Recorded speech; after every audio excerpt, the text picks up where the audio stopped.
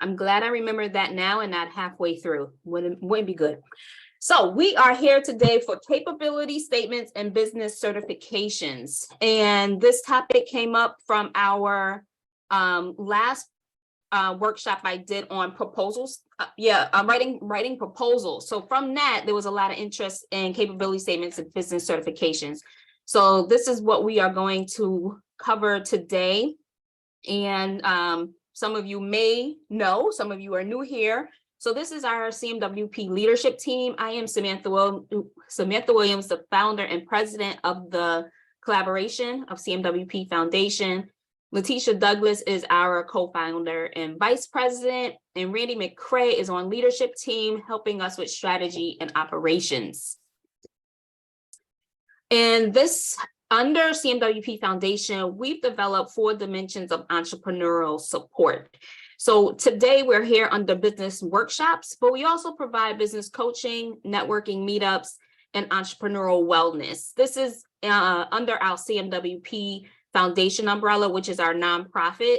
And then we have the collaboration of minority women professionals, and we have a few of our members here today.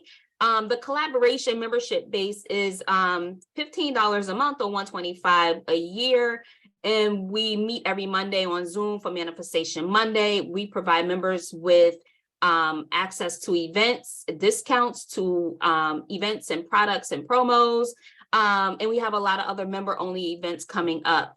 And then the work that we're doing here is CMWP Foundation, which are usually free or discounted services that we're providing to support Black and minority men, women, and children. And I'll hand it over to Letitia to discuss some of our events.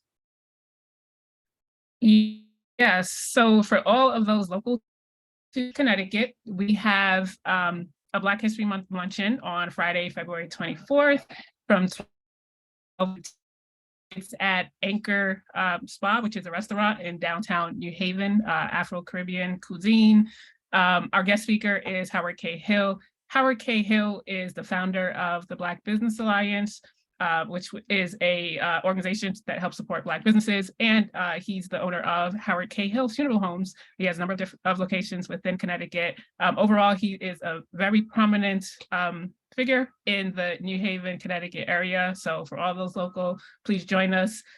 It's $25 for non-members, $20 for members. That includes a drink ticket.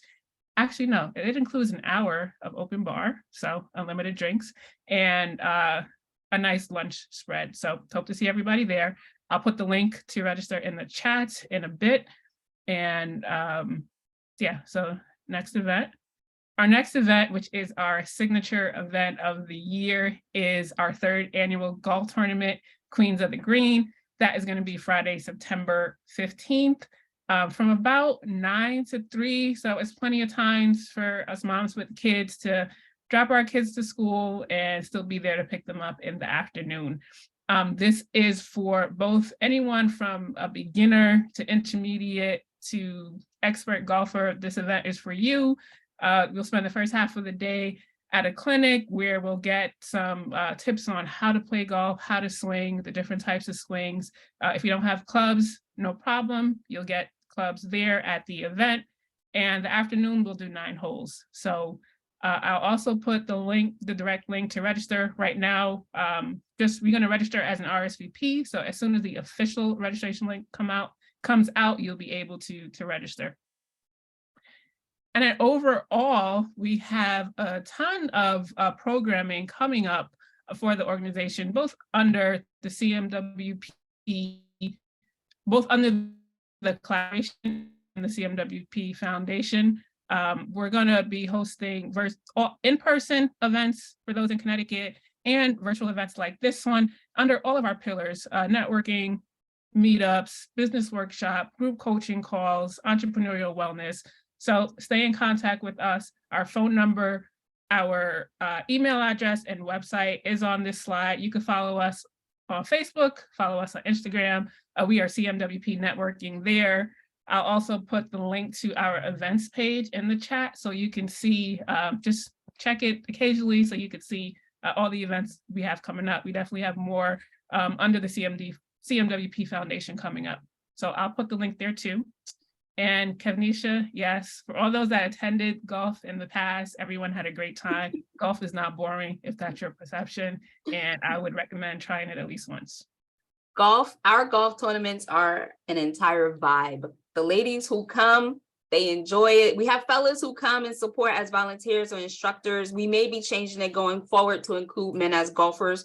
Right now, we have the intentionality to provide access for Black and minority women to experience golf, because golf is done on the golf, business is done on the golf course, and we're not usually there. So that's our intent right now, and we just don't want to lose that focus. But we are here today to talk about capability statements and business certifications. Again, I want it to be interactive. There's going to be a lot of information. If you have questions, put that in the chat. Letitia and Randy will be monitoring the chat. If I see it pop up, I'll try to get to it. Feel free to come off of mute and ask a question. And you may be wondering who I am. So yes, I'm the founder of the collaboration. I'm also the president and CEO of 628 Digital Design, where we drive innovation through digital content design, marketing, and strategy. In addition to these two roles, I'm also the owner of Melanated Business Coaching, where I provide business coaching to Black women in business. And I also sit on the boards of Clifford Beers Clinic in the Orchard House here in Connecticut. And some of you may know I am a multi-award winning entrepreneur. I like to say that, y'all. And so down on the left are some of the recent awards and accolades I've received. And on the right are those business certifications and socioeconomic designations that we're going to be getting into a little later. So you may be wondering, what exactly is a capability statement? And if you've been in my circle, when you heard me talking about capability statements, you know what I'm going to say. It is like a resume for your business, but it's impactful, it's intentional, it's very keyword heavy, right? You can't stress enough how important the keywords are on your capability statement. It's not about the fluff and the jargon. It's about getting down to the details, right? So it's usually a one-page marketing tool that's used, just like a regular resume. If there's no need to take it over to 2 pages, it should not be 2 pages. The capability statement should really be a one-page tool, because this is what the readers are accustomed to, right? So it's informative and it's targeted. Those keywords that are flooded through your capability statement is what makes it targeted. So initially it was really designed for the federal and municipal government spaces, but it's becoming very popular in the large corporations, organizations. When you're dealing with the Fortune 500 companies, they require capability statements now. And it's needed in other areas too. We're going to go through that. And what it does is it highlights the important facts about your company, your past performance, your experience, all of your data. There's a lot of data that goes into it. And so it does document your past and current performance and all of your company details. So you need a capability statement because as you're navigating the entrepreneurial streets as a business owner, you're going to come into spaces where it's just required. So we talked last time about responding to RFPs and proposal writing. A lot of those RFPs now require you to have a capability statement and to submit it with your proposal. Then you have your matchmakers. I don't know if some of you have had the opportunity to participate in matchmakers. Before COVID, a lot of them were in person. Now there's matchmakers happening all over the internet. NMSDC has a matchmaker coming up. And with the matchmakers, you can see who are the buyers in the room. So the Fortune 500 companies will be in the room. You can see what products and services they're interested in buying. And then you can schedule like 7 to 10 minute meetings where you have a chance to grab their ear, just you and them. And in that moment is when you should be sharing your screen on the virtual platforms to walk through your capability statement. So you want to make sure you have it for there. And then you have your supplier diversity platforms. The supplier diversity platforms are, let's say, Merck or Kellogg, the company, right? All of these organizations have supplier diversity platforms because they want to have a database of diverse suppliers they can go to when they're looking for a particular product or service. So when you're registering your company into those supplier diversity platforms, you're also going to have to upload your capability statement. And your company website, right? Your company website is important. I have a government tab on my company website, and there I have a full picture of my capability statement and a button to download it so that whoever wants it has access to it. And then you have networking events, right? It's part of your marketing collateral. So when you're at networking events, you have your business card, you have a pen, you have your capability statement, right? And it's so you can see it becomes a differentiator. And also now, as you're applying for different grants and training programs, they also want you to submit your capability statement. And of course, those certification platforms that we're going to review later today. Yes, you will have access to the slides and the recording. The recording and the slides will be sent to you hopefully by the end of the week.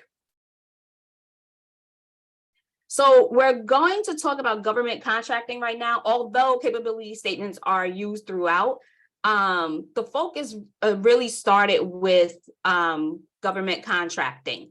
And so this is the reason why it's so important. The government, the US government, is the largest global buyer. Globally in the entire world, the United States government is the largest global buyer. So last fiscal year, 2021 to 2022, their year ends in September.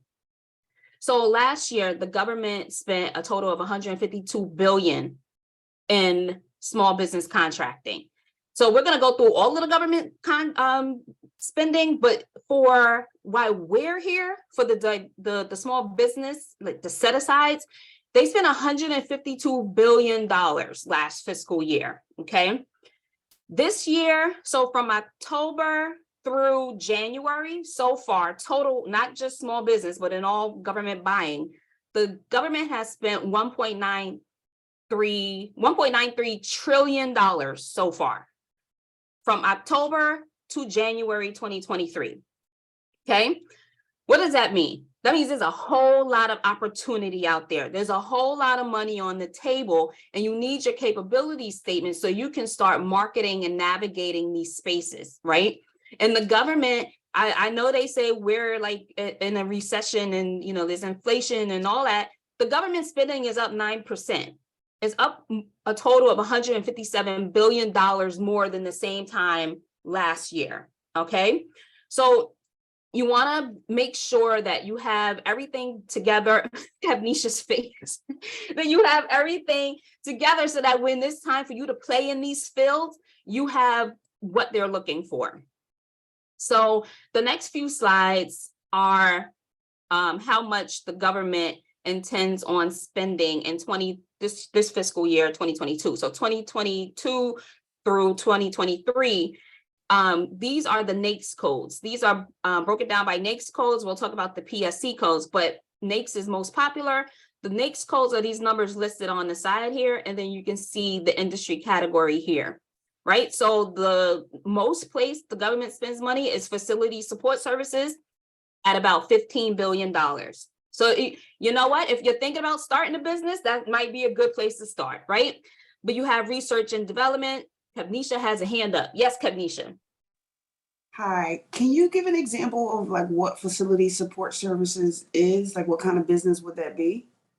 Facility support services, it could vary, but it would be something like landscaping, janitorial, not supplies, but actual doing the janitorial work, manufacturing, construction could fall under that.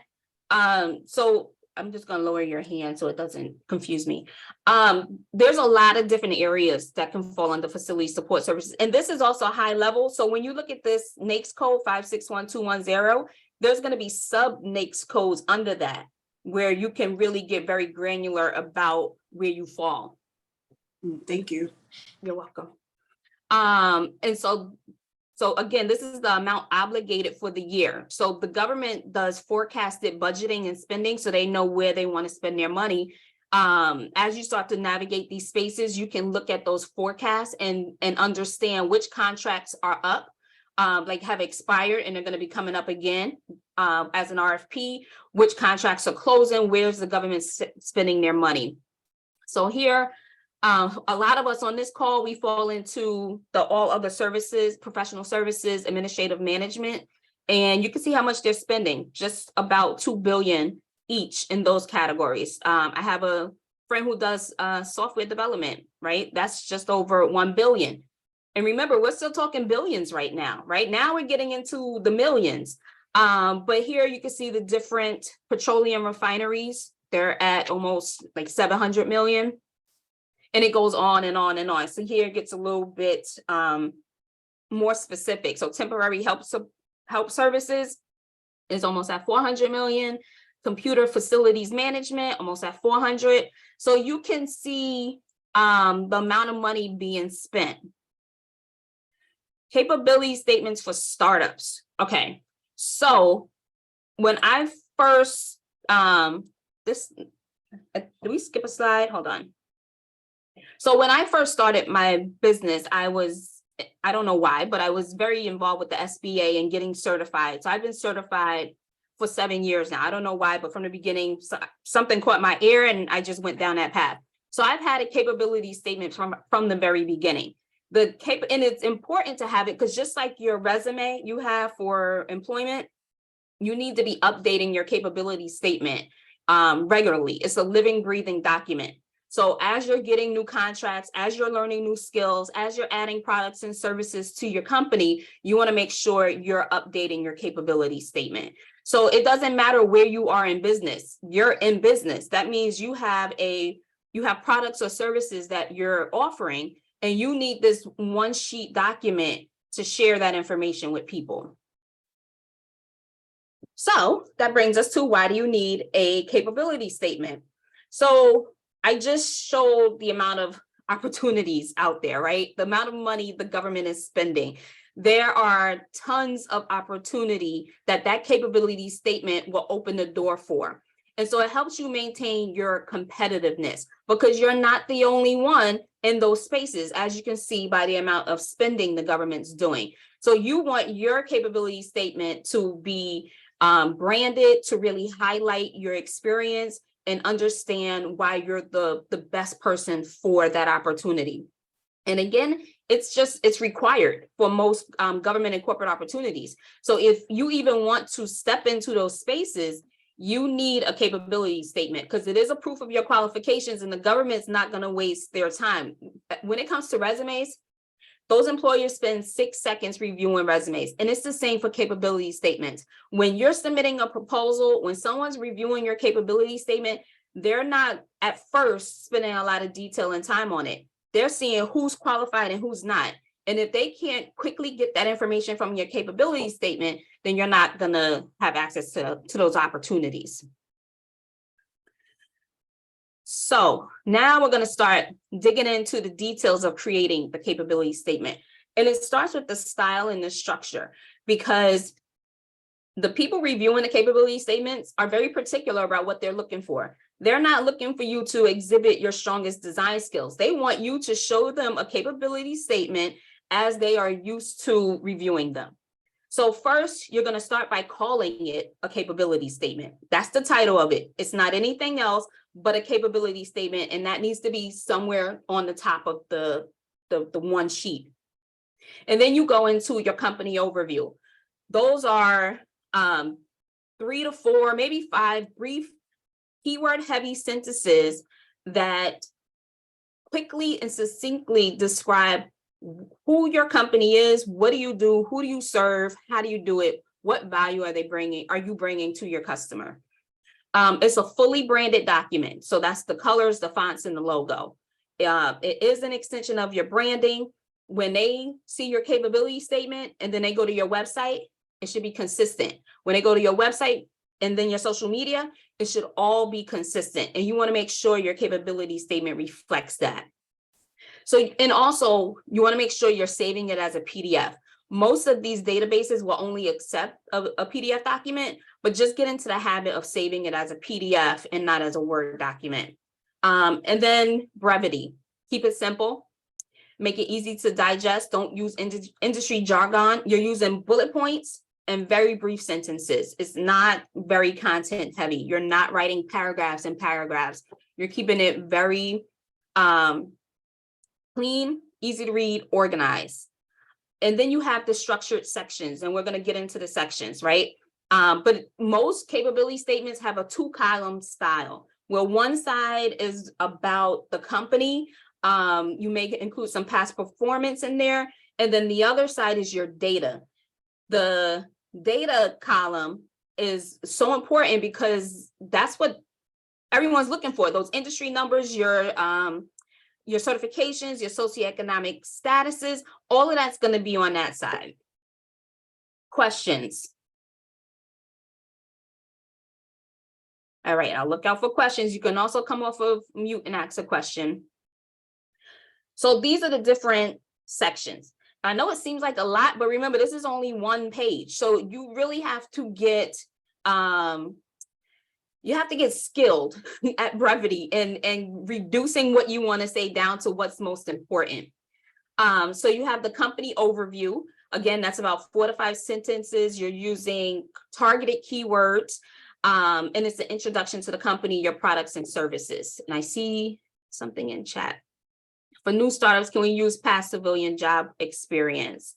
What we do yes. So as you are gaining new experience, you're going to leverage what you have already. And then as you start to gain more experience in your business role, that past performance of your civilian work is going to start to fall off.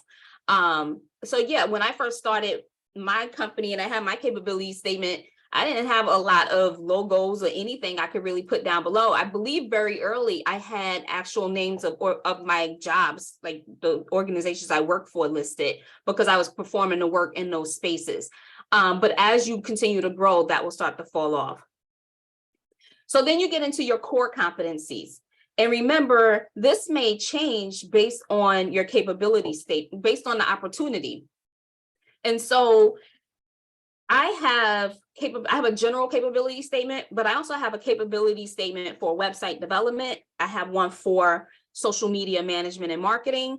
I have one for workshops and facilitation, like this, right? So each of those capability statements, the information there is going to be specific to that particular opportunity. So for your core competencies, you want to list your primary products. My dog is barking. You want to list your primary products and services. These are the top sellers, or at least for this particular opportunity. And they're going to be listed with bullet points. And then underneath that, you're going to have your additional competencies. So these are some examples, right? You can have your additional products and services, or if your additional competencies are consulting or training or facilitation, you can have those listed also. And again, it all depends. So if this is a capability statement you're building for training and facilitation, that will go under your primary products and services. And then your additional competencies will be everything else that you do in your business. And then you have your past performance. And one thing I've learned recently participating, actually it was the Morgan Stanley program, Small Business Academy, that I participated in. They required a capability statement. They had us submit our capability statement to apply. And then as part of the program, they evaluated our capability statements. They love mine. But what they said was they were confused. They noticed everybody had this past performance listed, and they didn't really know what past performance meant. And now they understood, because they're corporate requests and capability statements, which typically is done in the government space. So they're going through a learning curve also. So what they said was, for corporate, it might be better if we list it as past and previous clients instead of past performance. So it's important to know the right language to use for the space you're in. So if it's a government or municipality type of opportunity, past performance will be fine. If it's corporate, you might want to try using past and current and past clients, right? Either way, you want to make sure the past performance that you're listing is relevant to the opportunity. So what's done frequently is you're using logos. So I can put the Morgan Stanley logo on my capability statement, but it has to be relevant to that particular opportunity that I'm submitting it for. And then you're using logo. So on all of my past performance is at the bottom of my capability statement, and I just changed the logos as needed. Another section is your differentiators. What makes you special? Why should they hire you? What are the special skills and assets that your team bring, that you bring? And in some places, having a team is one of those differentiators, right? Helping them understand that you're not just doing this by yourself. So really starting to understand your differentiators and what sets you apart. And reading the chat. In addition to your specialty capability statement, workshops, and training, do you also have a general overall company capability statement? Yes. And that's the one you will find on my website. That's the general one that I'm constantly updating. Those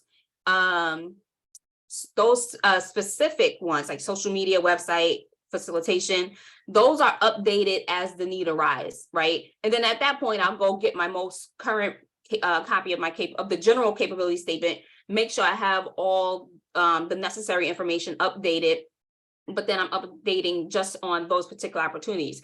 But the main one I'm using is a general capability statement, which markets us as a full service digital content design and marketing agency. So for that, my primary competencies are all of the services we provide: website, social media, branding, all of that is part of the core competencies. And then my additional competencies is this facilitation, training, all of that is listed as my secondary things that I'm doing. Great question. Then we have company data. These are your relevant codes, your business size, contact information. There's a whole other side with company data. These few bullet points don't even give it justice because there's a lot we're going to do. T says, you mentioned inserting logos on capability statement. Do you find corporate or government wants to see a breakdown of case study past work? What if you can't show it? Yes, and also with the logos, some organizations want you to ask permission first. So if you're working with companies who may want permission, let them know that you're going to be marketing it on your website, on your capability statement. Do you have permission? Some companies will say, no, you can't use my logo. So just be careful about that. If they want a breakdown or a case study or your past work, that's going to be requested in the RFP. And so when you're writing your proposal, you want to make sure that you're responding to exactly what they ask in that RFP. And if you can't show it, then you speak to it. So in the RFP, they're going to say, give us an example of your past work. And if you are still building your capacity and the things that you do, then you still speak to it and say, we are new in business. We've been in business for X amount of years. Maybe you're doing some training, certification along those lines. So I'm building up my skill sets. I don't have the actual experience for that yet. And then sustainability and ESG. This is something brand new. Matter of fact, this is something I added to my capability statement while I was preparing for this workshop. Sustainability and ESG is huge right now. I added a whole section on sustainability and ESG, but you could also add it under your differentiators. And that is just speaking to, how does your company give back? How are you taking care of your people? How do you take care of the environment? And the governance piece of it is, how do you manage that? How do you oversee that your company is doing all these things you said you're doing? But please start looking into sustainability and ESG. You should be including that in your proposals because it will be a differentiator for you. So the codes, I have the NAICS codes logo here, but we're going to talk about all of them. Okay, do we use our team members or subcontractors' past work experience to prove past performance? Yes. So if you have a team, if people on your team has experience doing the work, then you definitely want to leverage that. So for me, I run a full service marketing agency, right? We do websites, graphic design, all of this. And so when I'm responding to RFPs, they'll ask for specific samples of work. And I go back to my team because we savor all the work we're doing, but until I have the examples they're looking for, I go back to my team and say, hey, they're looking for examples For instance, I met with someone yesterday who wants to see examples of websites we built in the arts industry. And so I'm looking at our past performance, and then I'm going to my website developer and I'm saying, hey, give me your experience with this so I can include it here. So when they're asking for references, because a lot of RFPs are asking for references, I go back to my team and say, I need the email, website, phone number of this job that we're using as a sample. So definitely you want to leverage the people on your team. Someone off mute want to speak? Comments? Okay. So looking at the data, the corporate data, your industry codes, one is your company size, right? You could put the actual number of employees or, how many people on your team. But what they really want to see is, are you a micro small business? Are you an economically disadvantaged woman-owned small business? Are you a woman-owned small business? They want to see that kind of size, right? Then you have the UEI, the unique entity identifier. In the government space, the UEI replaces the DUNS number in the government space. So the government is starting to phase out using DUNS numbers. And the UEI is kind of new, like in the last year and a half, it came out, but you still want to pay attention to the DUNS number, because if you're in the corporate space, the DUNS number may still be used. That is through Dun & Bradstreet, and that's like a social security number for your business. This is what controls your business credit, right? And then you have your cage code. Your cage code and your UEI are both given to you through sam.gov. So if you're not registered in sam.gov yet, I have that on another slide. I implore you to start the process because it's a process. So your UEI, your cage code, you'll get from sam.gov. And then you have your NAICS codes and your other industry codes. And we'll look at some of those also.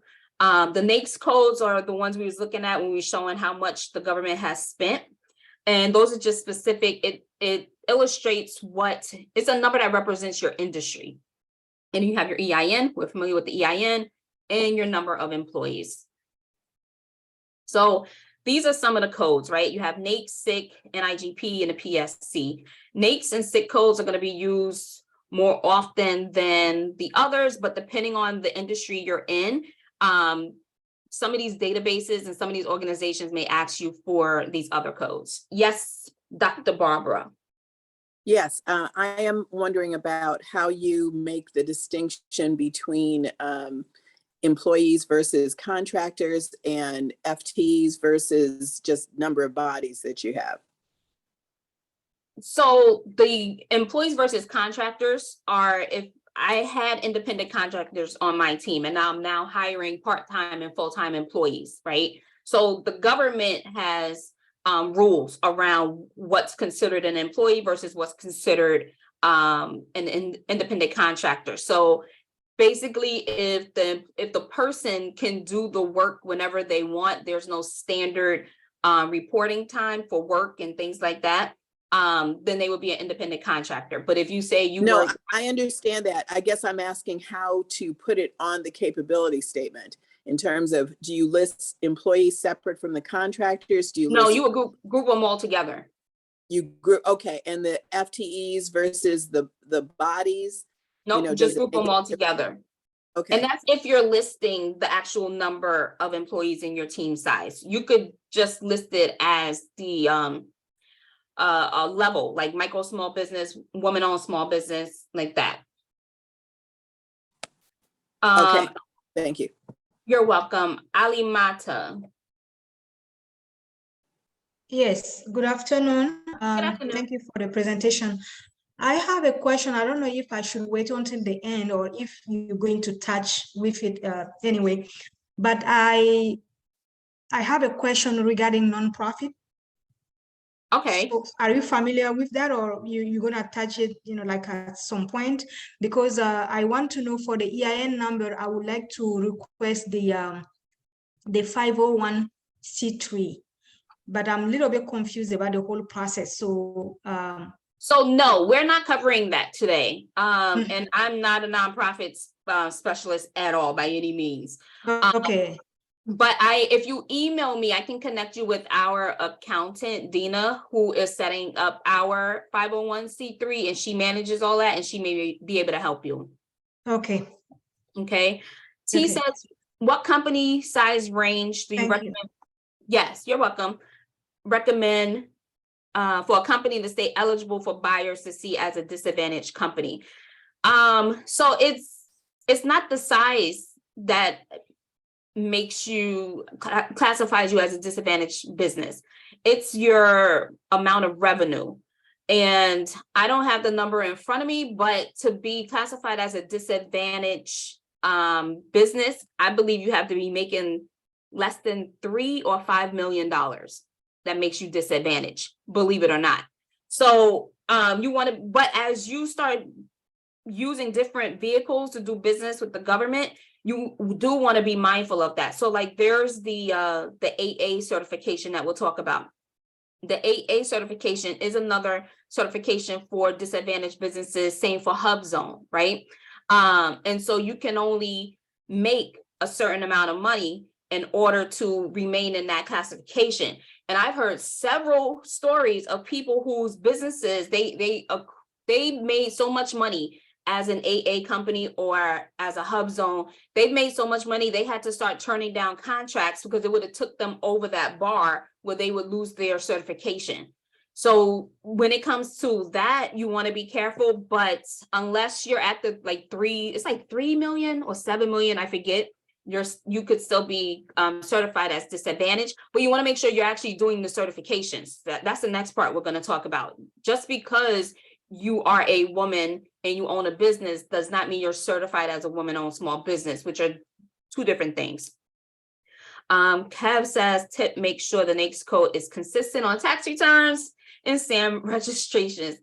Kevnisha has been doing a lot of work in SAM.gov, and it's very particular. And so, yes, your NAICS code has to be consistent on your tax return and SAM.gov and other spaces. So you want to make sure that primary NAICS code that you have listed is correct and is consistent. So when I changed the work we was doing in my business, I started as a writing company, Sam's Words. Some of y'all may remember that.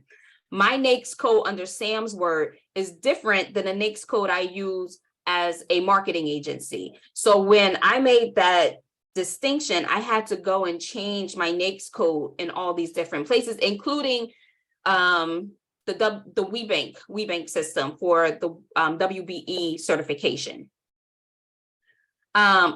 So yeah, so that's the NAICS code. You always want to make sure you're listing your primary NAICS code first and then all others after that. So my primary NAICS code says that we do internet publishing, right? We do websites, blogging, all of this stuff.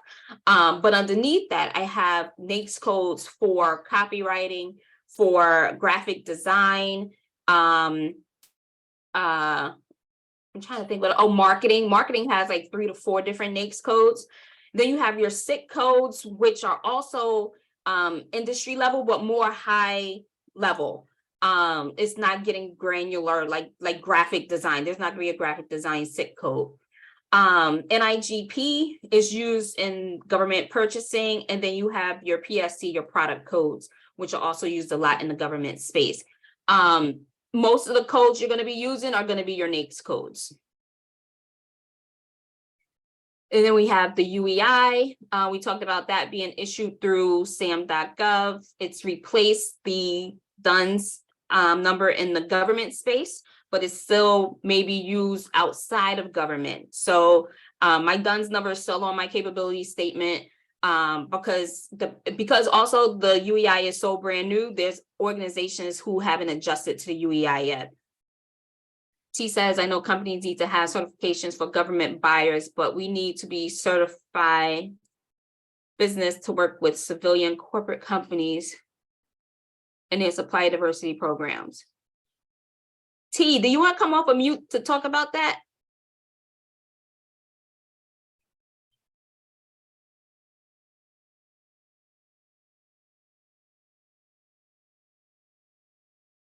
Hi. Hi. Yeah, I was talking. You have a question? No, the question you put in the chat. Can you explain that more? Yeah, so for corporate companies, like civilian companies who have supplier diversity programs, are they do they care about certifications? Like the government, basically? Are you Or can talking about like Target kind of thing? yeah, Target, NBC, any company like that. So they care about your WBE, your MBE, your DBE. They care about those. The government cares about your AA, your WASB, your women-owned small business, your veteran business certifications.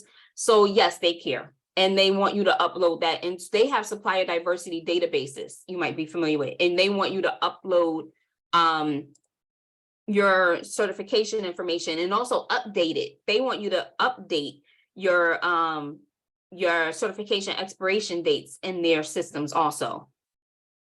Oh, okay. That helps. Thank you. You're welcome. And then we have the EIN, and we're familiar with the EIN number. So other content you may have on, well, sam.gov should be on your capability statement. They want to know that you're active in sam.gov. They want to make sure you have an entity listed, you have a UEI number, and they can find you in sam.gov. Sam.gov is also the primary vendor database for all corporate, some for government, some corporate, and some municipal vendors. We're on a federal contract now where we learned early that we actually get paid through sam.gov. I did not know that going in. And so sam.gov has you list your bank account information. And when you're on a federal contract, that's how you get paid through it. Other contract vehicle information that you may include on your capability statement is if you have any of these. So if you have an IDIQ, you want to put that on there. You may have a MAC or a GSA schedule. If you have a GSA schedule, then you also want to include the schedule number and what it is. Then you have the BPAs, the GWACs, and the set-asides. The set-asides are what we're going to talk about with the certifications.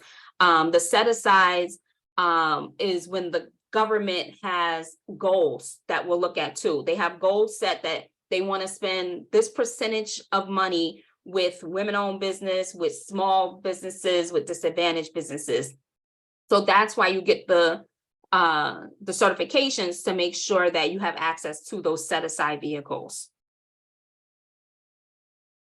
You also want to include your contact information. So we're talking about the two sides of the capability statement. One with a lot of the company information, your products and services, and the other is your data side. This is on the data side with all the information. If you don't have a fax number and you're looking to do business with the government, I suggest getting a fax number. You can get an app. My fax number is an app on my phone. I can do scanning as PDF and all that through email. But make sure you're using some kind of fax service, because the government still faxes and they expect you to be able to communicate with them that way. Your email address, it's highly recommended that your email address on your capability statement has a person's name in it. The government wants to know who is that point of contact and who they're talking to. So the email address on my capability statement is samantha@628digitaldesign.org.co. Usually I use info@, right? So on my capability statement, I make sure that I'm using Samantha@, and that just remind me, make sure you're using a professional company branded email address. So my email address is not 628digitaldesign@gmail or at Outlook or Yahoo, right? So you want to make sure your email address is in your business domain name. So like our collaboration, our email is info@cmwpnetworking.com, right? So if you have a Gmail, it says Gmail, Outlook, Yahoo, AOL, any of them, make sure you start doing the work now to get it changed over, or talk to an IT person who can help you make that change. So now we have some sample capability statements, and these are examples. There are no real templates, although I would say everyone loves mine. There are no real templates for a capability statement, but you just want to make sure you're following the stuff that I mentioned that we talked through, right? So this is an example. This doesn't even have actual stuff in it because it's like a template they're using here. But you see it has the company name and then it's labeled capability statement. It's divided into the 2 columns, right? You got one side full of company information, products and services, and the other is the data, right? So this is an example of where your company overview would go. And then the capabilities, they have them listed here. And then they like in columns, mine are just regular bullet points. And then they have the differentiators, right? You want to give examples of what makes you stand out. And then they have their past performance listed here in a table design. To me, that takes up a lot of space. I call it the real estate, right? You only have one page and you have a lot of information to share. So as you're starting out, you may want to take advantage of your real estate like this because you may not have a lot of information. But as your company starts to grow and your experiences start to grow, or you start to increase your products and services, you're going to want to replace these with logos, right? And then you have the data. They have all of the EIN license numbers, any certifications they may have. Then they have the industry codes listed here, and then contract numbers and vehicles. And then you have the contact information. Here's another example where they have more graphics, more imagery used on this. But you see, again, has the company name and its label capability statement. That's what it is. That's what you're calling it. Up top, they have some information. I can't see it because of the Zoom screen, but I know this one has, I believe, the DUNS number at the top, and probably the NAICS too. And then they have their core competencies listed here. So you can see this is a very government structured capability statement. They do business with the federal government. And so you can see this in their past performances with their logos that they're using here. But you see they do a lot of work. So they have number of contracts. They have 52 contracts with the Navy, 20 contracts with the Department of Defense, right? And then they have the company information here. They listed differentiators, which are some of their certifications and some of their experience, as well as looks like their core values that they have listed here, and some NAICS and PSC codes and contact information.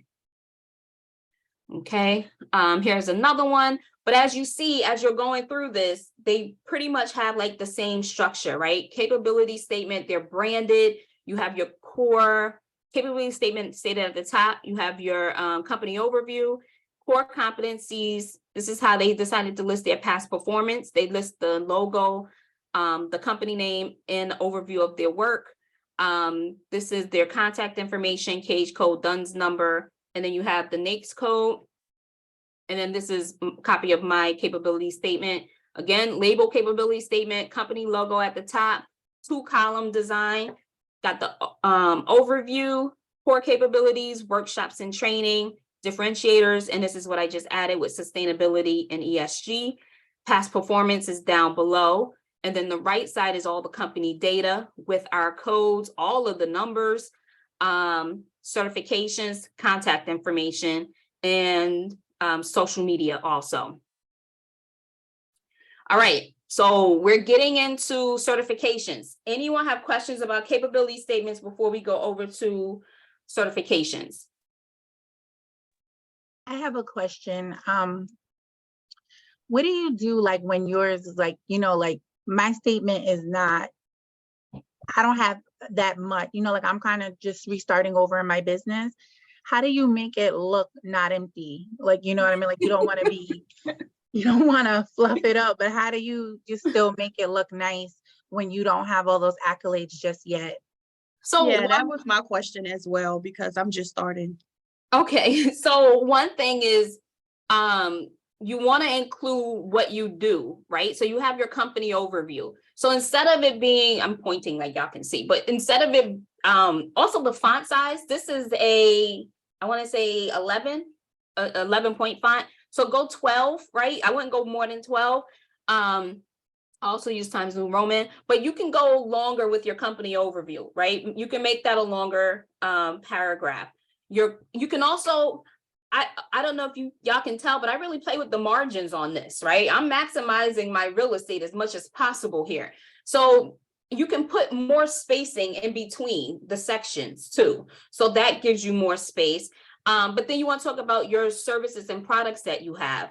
And, you know, if I do copywriting, right?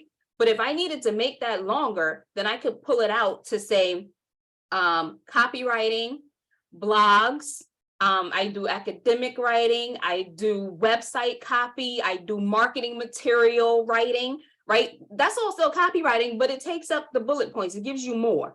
And then trying to figure out what are my secondary capabilities, right? I know I do this, but now it's asking me for more. So is there something else? And it can help you grow your business too. Is there something else I can be doing? Another place in this market I can concentrate on? Your differentiators and sustainability are sections for you to also add content to, right? Start thinking about what makes you different. If you feel like one of those bullet points can be broken up into two, right? Now you already have some additional content. We talked about the past performance, right? Using your previous employers. You saw the other example where they listed like a table, right? This takes up space. So you see all the extra space they have between the sections. You can do it that way. This one doesn't have, the column on the right isn't as wide as mine, right? So it gives more space for you to write like not fuller sentences, but you know, to talk more about the work you're doing. Does that help? Yes, thank you so much. You're welcome. Denisha, does that help? It does. It does. I don't feel convinced. She's like, I No, still ain't got enough. Well, so I guess it just all depends and it's tailored to your business specifics. So for me, I'm starting drug testing. So I kind of was able to kind of put some core capabilities because I mean it's just that drug alcohol testing.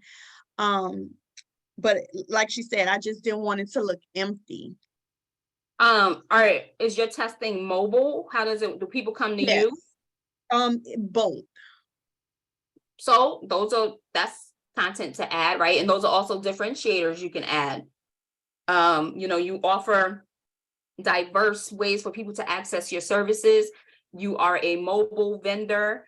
You have a brick and mortar place that people can come into. You have standard store or office hours whenever the place is open.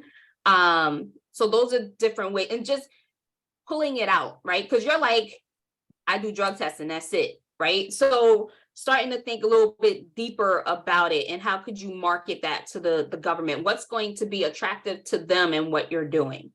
Okay. Okay, Dr. Barbara. Yes, I just wanted to know, oh gosh, and now I got distracted. Oh, you didn't put your, I didn't see your awards there. So you don't put your awards in here?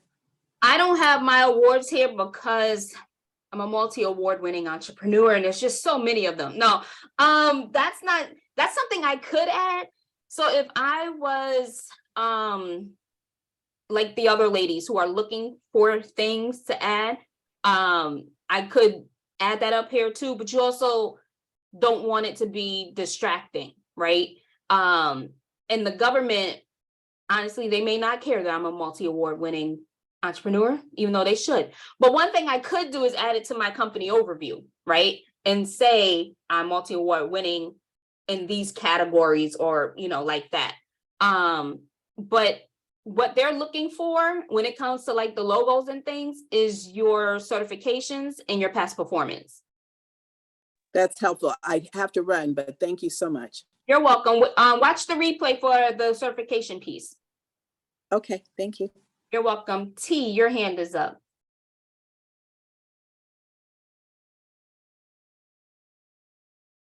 Oh, was that an accident? Okay. Any other questions or anything before we get into certifications? All right, so certifications and socioeconomic designations. Oh, she says, I noticed on the red capability statement, there's something saying contact information next to, hold on.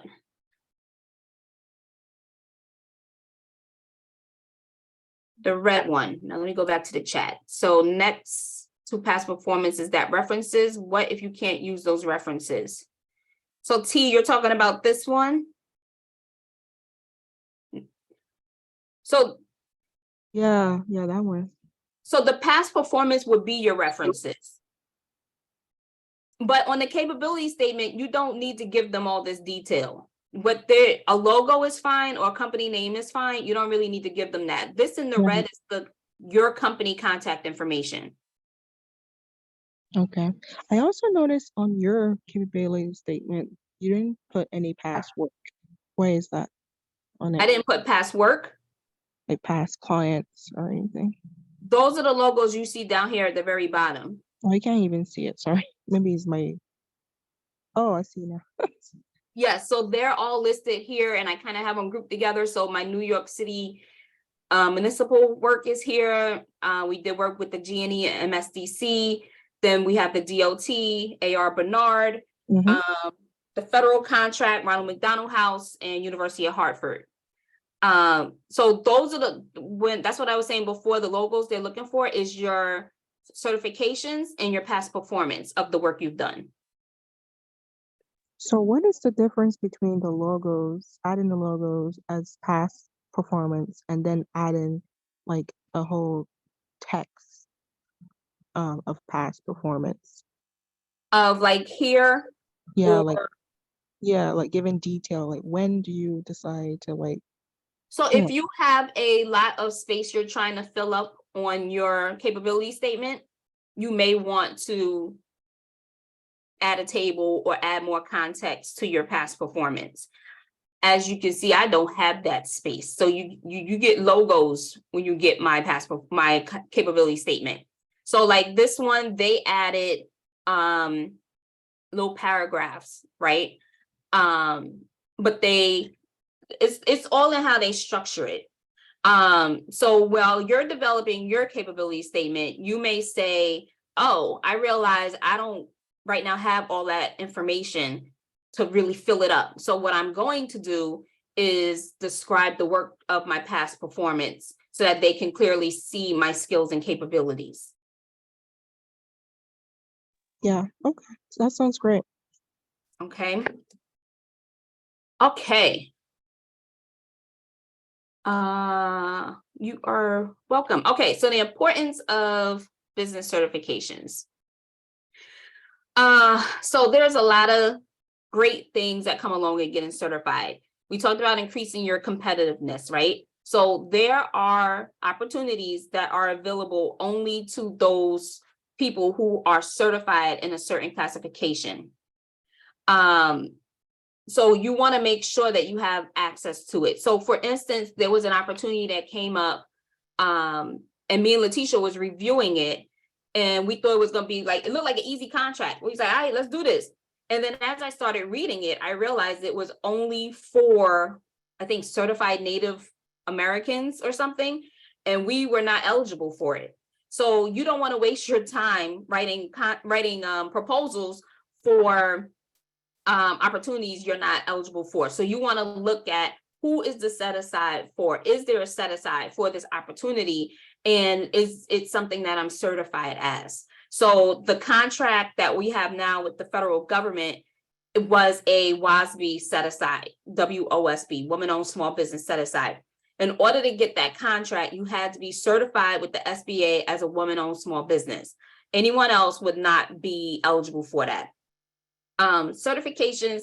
So just because you're certified does not mean you automatically get contracts. And I think that's what some people think. I've been certified 7 years, and June 28th, 2022 is when I got my first federal contract. Okay. So certification does not equal contracts. It takes work and relationship building to get to that space. And also the market you're in. Sometimes the market you in, you see how the government's spending money. Just because you're in that market, it could help you get a contract quicker.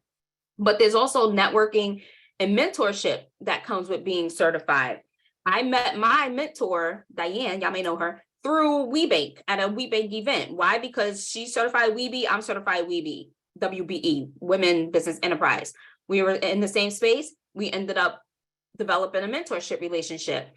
There's tons of networking. I talked about the matchmakers that are out. Some matchmakers are only for people who are certified. So WeBank, which certifies you on the national level as a women business enterprise, may have matchmaking opportunities and networking opportunities for their certified members. So if you're not certified as a WBE through WeBank, then you're not even allowed access to those events.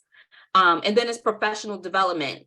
Those of you in my circle know I do a whole lot of professional development, and a lot of that comes through WeBank and the NMSDC. So WeBank certifies you nationally as a women business enterprise, and NMSDC certifies you nationally as a minority business enterprise. And they have tons of opportunity for professional development. And then, like I mentioned, the introduction to these Fortune 500 companies. But when you're being introduced to them, you got to know how to come correct, which is where your capability statement comes in. So certifying agencies, we'll start with the SBA. Here's some more data for you guys. Took me a while to find this data, but I finally got it the other day. This shows the percentage that the government has spent in these different set-asides. So you have the small business, small disabled business, small disadvantaged business, the SDVOSB, that's service disabled, veteran-owned small business, the WASB, women-owned small business, and HubZone. And these are their goals.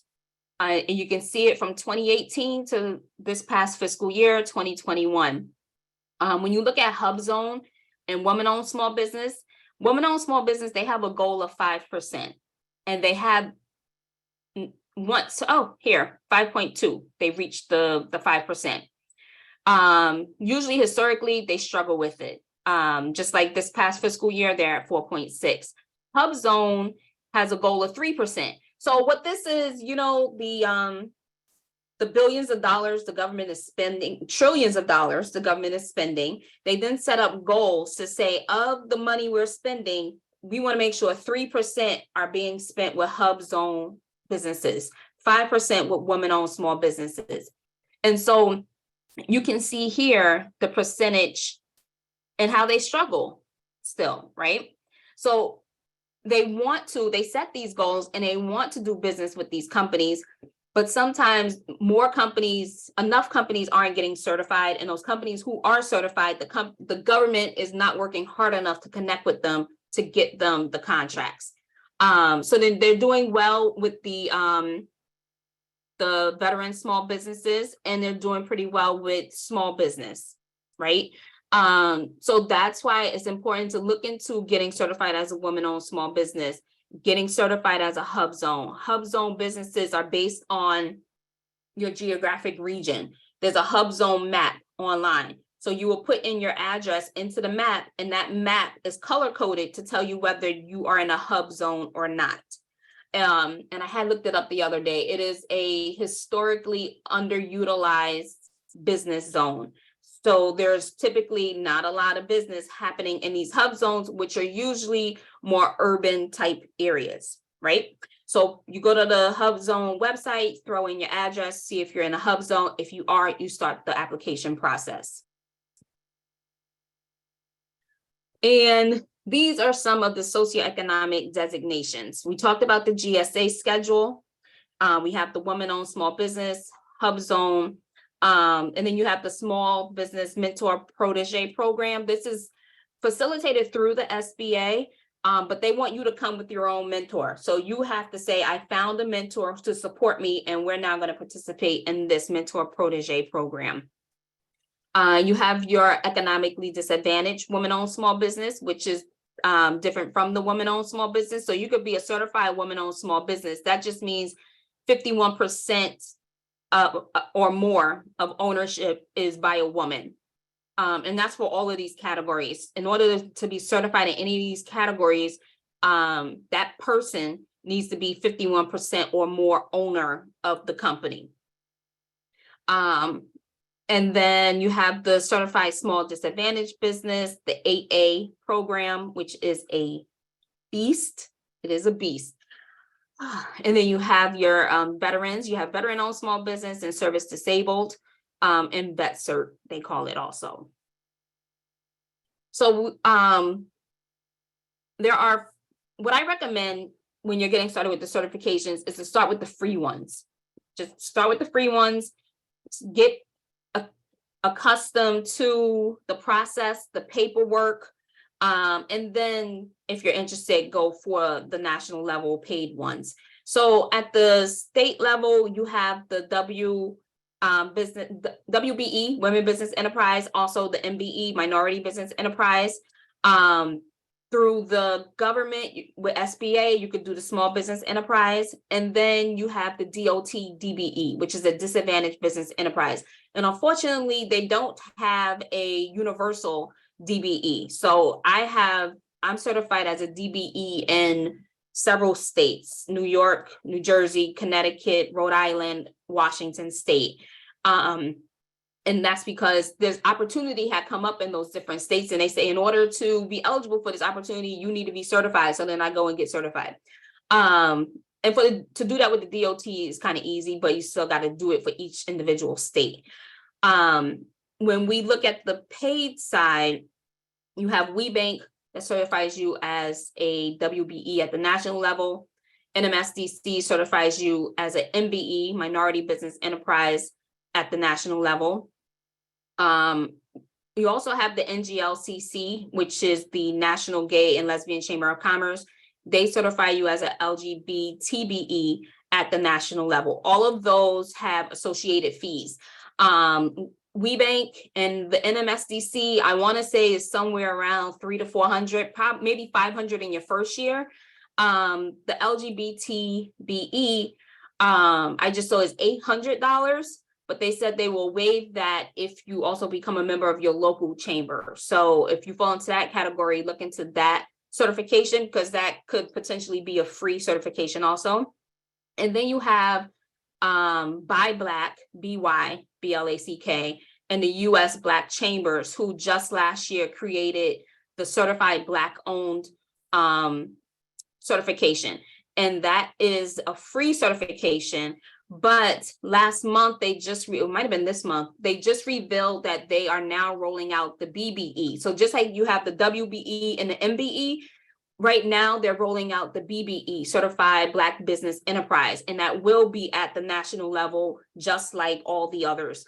And that is a free certification, and they are rolling out the BBE in certain markets. I think Atlanta, I think Georgia, Detroit, and I think there's 2 other states that they're starting right now as they continue to roll it out on a national level. But if you're not in those areas, you can still get certified as a Black-owned business through Buy Black. Once the BBE is available in your area, then you can expand. And these are other industry-specific certifications, and there's more, right? These are just examples, but if you are if you're in project management and that's what your company does, then you probably have a PMP. There's so many different other industry specific certifications. So what you want to do is look in, and this is all part about professionalizing your brand that I also talk a lot about. So you want to look at your industry and then research and see what other certifications or licensure or experience education you can get to help you increase your differentiators. Ali Matan. Yes, Samantha. So for the project management, I guess the ISO is the one, ISO 9000 is the one that we do, right? For quality management and quality assurance. Yes, and that's usually in like the engineering and manufacturing space. The typical project management, like if you are a project manager. Yes, I am PMP. Yeah, so then you would do the PMP. You would need. No, I have a PMP already. Yeah, so then you would look into the ISO and see if that's something that adds any weight and credibility to what you're doing, because it may not. So you don't want to just do it to do it. You want to make sure that, there's an ROI, because you're going to be paying for some of these also. Absolutely, yeah. Okay, thank you. You're welcome. Putting on my lip lock by one of our members, Thina. So document preparation. Ooh, I don't know if y'all ready for this.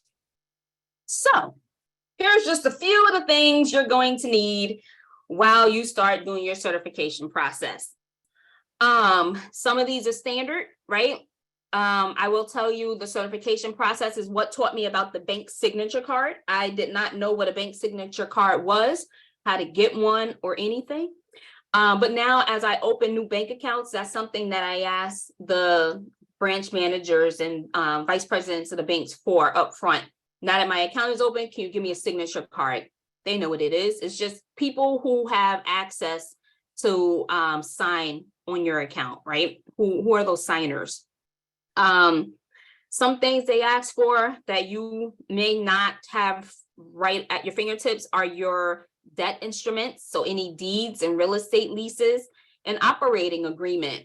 They want you to have an operating agreement. Of course, your financial statements. If you don't have a system yet for your financial statements, now's a good time to look at QuickBooks or FreshBooks or something to help you create P&L, balance sheets, income statements, all of that.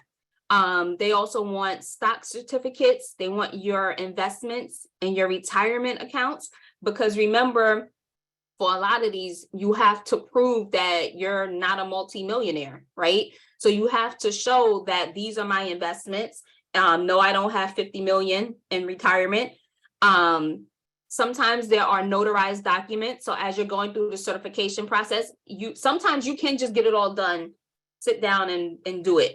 Other times they're like, print this form, sign this, go get it notarized, sign it, upload it. Here's another form, go get this one notarized, right? So you want to be aware of what they're asking for. Some ask for, like the AA and the, I have a typo there. The AA and the economically disabled women-owned small business, they ask for your spouse information also. The AA application is arduous, is absolutely the worst. But even when you're done giving them all your information, they then say, if you're married, your spouse now has to log in, create an account, and upload all their information and all the same thing. It's not fun. I have a box here for meeting minutes. But when you go to the website, they want all of your meeting minutes, your board meetings, your advisory board, your leadership meeting, your staff meeting. They want all of this information. If there's any additional owners, if you are a DBA, they want employee payroll, the history of the business. They want information on how you started the business. How did you, because remember, everyone doesn't start on the same playing field. So they want to know how much money or equipment or what was used to start your business. So like when I started my business, I just said, I'm gonna go get an EIN because I write for a living. That's what I do. And I told them I didn't put anything into the business. They said you have to write a letter, notarize it, send it in saying I needed to open a bank account. So I had to transfer money from my personal account to my business account, and I transferred money, and that was my initial investment into the company. Okay. They're looking for information like that. Kevnisha says she's co-signing on it being the worst. It's not fun. It's not fun. Me and Kevnisha are currently doing this in our own businesses, and some of y'all know, I finally sat down, got the AA application submitted. I was done. I said, okay, let me go do something else now. And then it's days later, and I'm like, I didn't hear anything from them. AA is known for spitting it back at you and saying, no, now we need this, this, this, and this. So I was waiting for that, and I wasn't getting that. Come to find out, they had immediately returned my submission. As soon as I submitted it, like in a minute later, they replied and said, no, we need this, this, and this, and this. But I missed it because I thought it was just a confirmation that they received my application. No. So they said, I have 15 days to give them this new information that they're looking for, or I have to restart the application. So I talked to PTAC. I have a slide in here about your resources. I talked to PTAC and asked them for help and was like, I just submitted it. I don't know, just have them what PTAC told me was they should be able to open it up so you can resubmit your documentation. I said, okay, emailed them, and AA replied and said, nope, you're too late. You got to do it all over again. So welcome to entrepreneurship.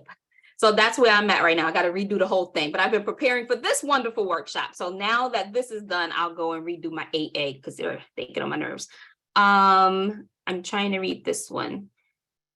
Oh, hey, Takesha. Finance statements and P&L statements. What if you're a new startup without revenue, but you want certifications?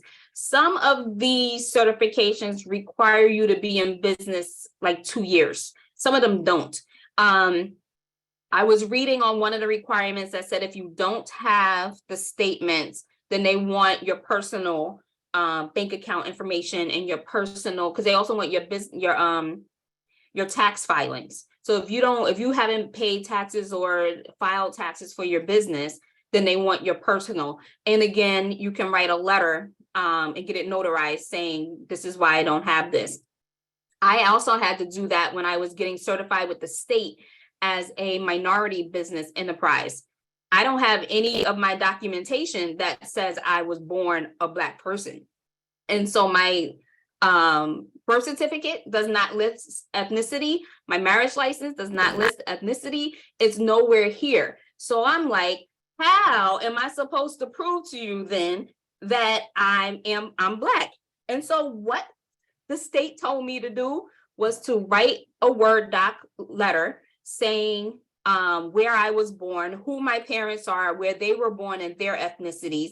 I had to go get that notarized and then uploaded that, and that was my proof of being Black or minority. So if all else fails, write a letter and get it notarized and upload it, and then they'll come back and let you know if that doesn't suffice or if they want something else. I also, hi, it's Letitia. I also wanted to add, especially for those new to business, having your own business, a lot of the documents that are listed here are going to come up over and over again, especially when it comes to getting grants,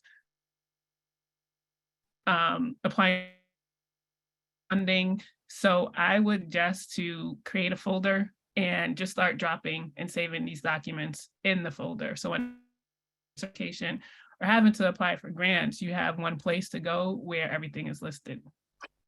Yes. Yes. And another tool I found that is helpful for me is in the file screen on your computer, I can search. So make sure you're titling your files accurately so that you, when it's time to find it again, if you don't have this folder set up, you can quickly search for it and get it. Thank you, Letitia. Title that letter affidavit and it will suffice. Arden, do you want to come off of mute to talk about that?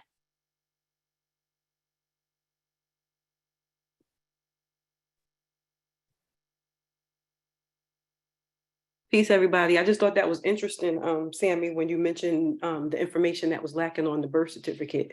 And there are people who have different circumstances, whether it be, in Sammy's case, nationality. I know someone who was considered a stateless person, meaning there's no evidence of where they're from based on being not from this country, no birth certificate anywhere. So even in terms of applying for a passport, you'll need what's called an affidavit of identity. And that's someone attesting, to who you are, that can verify, who you say you are. And once it's notarized, that's pretty much the legal authentication of that document. So whenever you run into a situation where you're attempting to prove personal identifying information or the lack thereof, an affidavit it's basically evidence, and because these are legal bindings to some extent. So the affidavit is that legal evidence of what you say. Yep. And it has to be notarized. So yep. So get it, write it, notarize it, save it on your computer so you can find it next time. Thank you, Arden. You're welcome. All right. So your government and local resources, these are the people that can help you with your certifications. These two logos at the top are the same company. Y'all may be familiar with PTAC, the Procurement Technical Assistance Centers. they had just rebranded in January, and they now have this ugly name and logo, but it's okay because I know Marisol who runs PTAC, and she says she hates it also, so it's fine. But they are now Apex Accelerators. So if you're used to PTAC, it is now Apex Accelerators, and this is their logo, okay? PTAC helps you in SBA. There's SBA offices throughout the state. PTAC and SBA, or Apex Accelerators and SBA, helps you on the federal side. Anything related to your federal government contracting, SAM.gov, your UEI, understanding proposals. This is going to be PTAC, Apex Accelerators, and the SBA, right? This is their wheelhouse. They do your woman-owned small business, your veteran businesses, your economically disadvantaged businesses. That's all on the government side. And then you have the SBDC, which is a really good resource. That's a Small Business Development Council. And they are really good with just business in general, and they can help you with your national level corporate certifications with WeBank and NMSDC.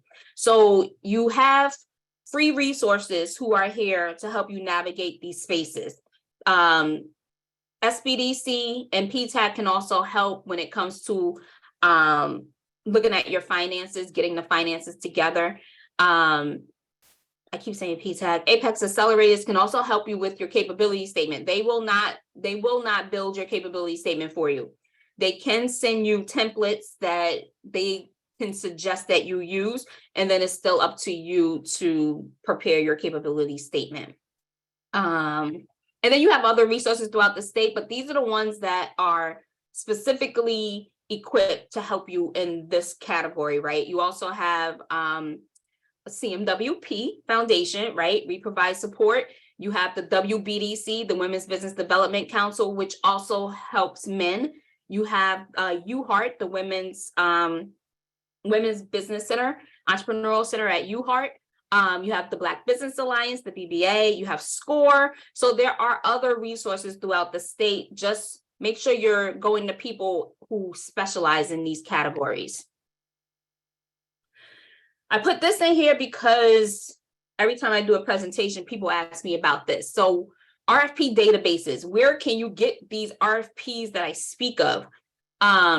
Once you sign up with Apex Accelerators, formerly known as PTAC, they will give you a counselor, I think they call them. That counselor will put you in their bidding system based on those keywords, your NAICS codes, and then when opportunities come up based on what you told them you do, you get those emails. So I get multiple emails a day from them. BidNet Direct is another database for you to get RFPs. During the last call, someone told me about Unison. I signed up with them. I get emails, but I don't see anything good with them yet. Bonfire is huge. And what you do at all of these is you register, you sign up on their website, you tell them your NAICS codes, your keywords, the products and services you offer. And when they get an opportunity that comes in, you get it via email. So Instant Markets, BidSync, all of these do the same things. For instance, opportunities that are listed on SAM.gov. SAM.gov is the government's marketplace. That's where they list all their contracts, all their RFPs. You can go into SAM.gov and you can search. And that's what I was doing many years ago, searching and seeing what opportunities are available. I no longer need to do that because I'm on all these databases where it comes to my email. So if something's published on SAM.gov, Instant Markets will send me an email. I just got an email yesterday, some government space is looking for marketing, right? So it's on SAM.gov, but Instant Markets has access to it. So all of these databases do the same thing. All right, and we are actually at the end. Are there any questions?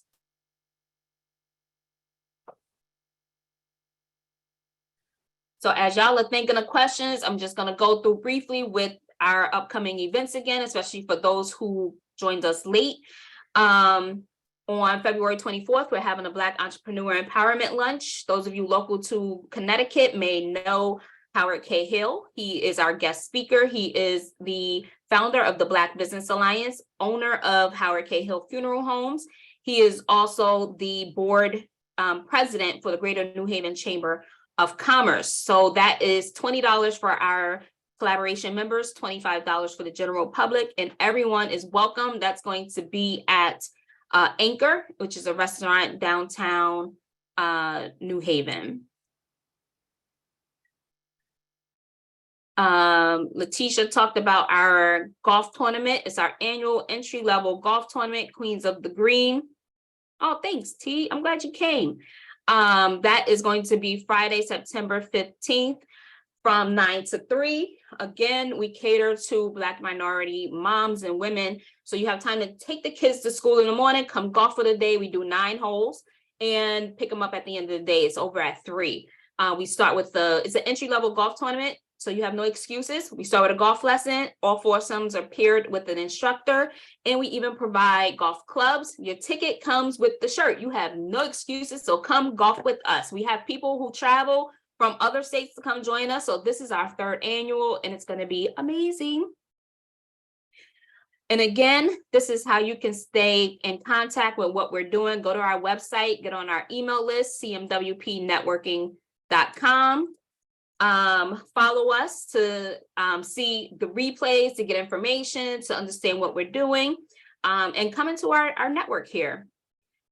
And then if you need to contact me, this is my information at 628 Digital. I am from New York. Yes, is it showing in my voice? I'm from Southside Jamaica, Queens. That's right. So this is my contact information if you need to reach me at 628 Digital Design.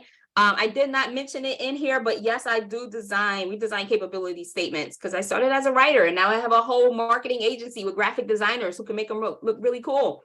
So contact us. You can find me on all platforms at 628 Digital Design. And we still have time left over. If anyone has questions, comments, experiences you want to discuss, and I'll come off there so I can see all you guys. Hey, everybody. Hi, Yolanda. Hey, Kat. Hey, Yvonne. This was so good. Thank you. I learned a lot and now my head's spinning. You're welcome. You're welcome. There's a lot to unpack in here, and that's why I really had to focus in building this this presentation. I was telling Randy it was something I thought I wanted to include in here. I wanted to include a slide that showed like national level versus government level certifications, just to see the two. So next time we'll have that one, but we talked through it. But thank you, Kevnisha. Yes, Ali Mata. Yes, so would you please like to share some tips regarding getting a client, because it's been long time. I mean, not long time, but it's been almost a year and a half now that I got my certification for project management, and I am really looking to get this first big shot, but it's not just coming. And I don't want to go back, working for an organization. So I want to do it just through my business. I'm just struggling, and so it's. My recommendation is to I don't know how much networking you're doing now, but my recommendation is to get out there, to network, to join matchmakers, to go to events where things are happening. The government does matchmakers also. NASA just did a whole matchmaker event. But part of it is getting on their email list so that you're notified when these opportunities come up. And being in the databases, right? Being certified really helps. For this woman-owned small business contract that we're on, we got it because we're a woman-owned small business. And as you see, the government typically doesn't meet their goal. And so when this opportunity came up, the purchasing manager, I think it started as a sources sought. So we talked about those last time, different types of opportunities, RFPs. This started as a sources sought, which meant it came out looking like an RFP, but it's a sources sought. It's not RFP. They want to know who's in the market, who's available to do these services. I responded to the sources sought, and the purchasing manager emailed me to confirm receipt of my response. Then she emailed me about a month later and said, hey, I want to let you know the RFP is going to be coming out. Look for that. Those conversations don't usually happen. So when she came back to me, I was like, okay, yes, Amy, yes, I will be looking for that, and thank you. And then when the RFP was issued, she emailed me and said, Sammy, the RFP is out. Here's the link where you can find it. This is when proposals are due. I'm working on it because I know I'm submitting this. Amy knows me now, right? I know I'm going to submit this proposal. Amy emails me the day before, I think the day before it was due, and said, or like the week it was due, with the reminder that the proposal was due that week. And then I submitted it the day before it was due, and she emailed me and said, thank you for your prompt response in submitting your proposal. And then we were awarded the contract, right? But it's being in those databases, getting the certification so that they can find you. If I wasn't in the database, Amy would never have known I was there. So you mean the certification, business certification? yes, well, that's Okay. the woman-owned small business through the SBA. Mm-hmm.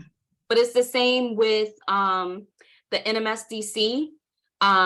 It's the same with, somebody just contacted me. I'm also in like every chamber. Somebody found me in the Greater New Haven Chamber.